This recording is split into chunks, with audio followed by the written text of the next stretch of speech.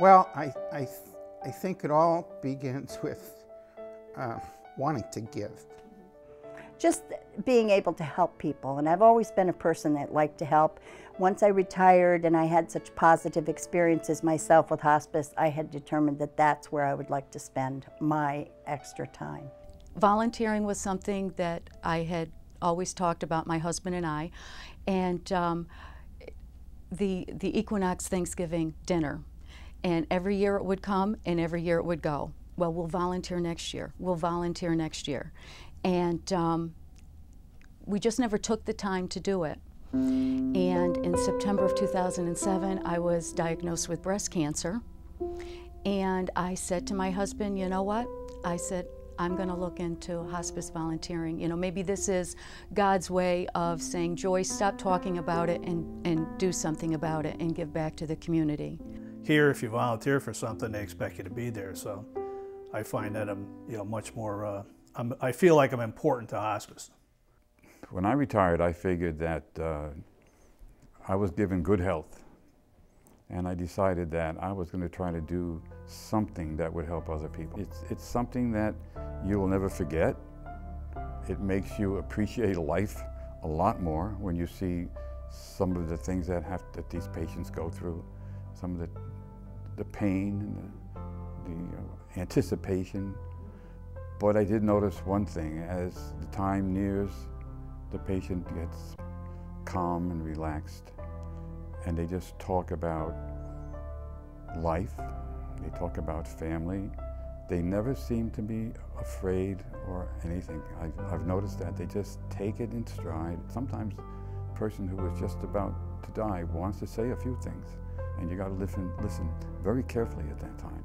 Come on a visit with me. To have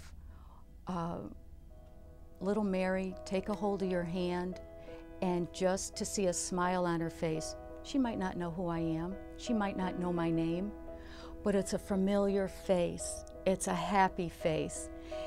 And to put a smile on her face when she looks at you. All right, this is corny, but I have goosebumps. It's rewarding, and it's heartwarming. And I think the first time anybody walks through the door and sits with a patient or talks with a patient, I don't know, I got hooked and I found my niche. And basically, I think your involvement is just to be there for that person. I think that's something that is important for people to realize when they think of hospice. Hospice, for me, because I'm very familiar with it, but for anybody, I think they would find it to be very rewarding and making the end-of-life experience better and more natural for the patient. I think you can go home at the end of the day with a good feeling that you've been supportive and you've helped people.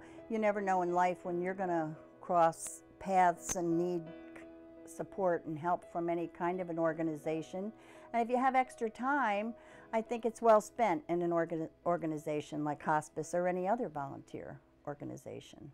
I think of it that could be my mom or my dad, a family member of mine, or someday that could be me, and I would like to think that someone would take the time just to volunteer, even if it's only, an hour a week, to take the time and just say hello to someone, hold their hand.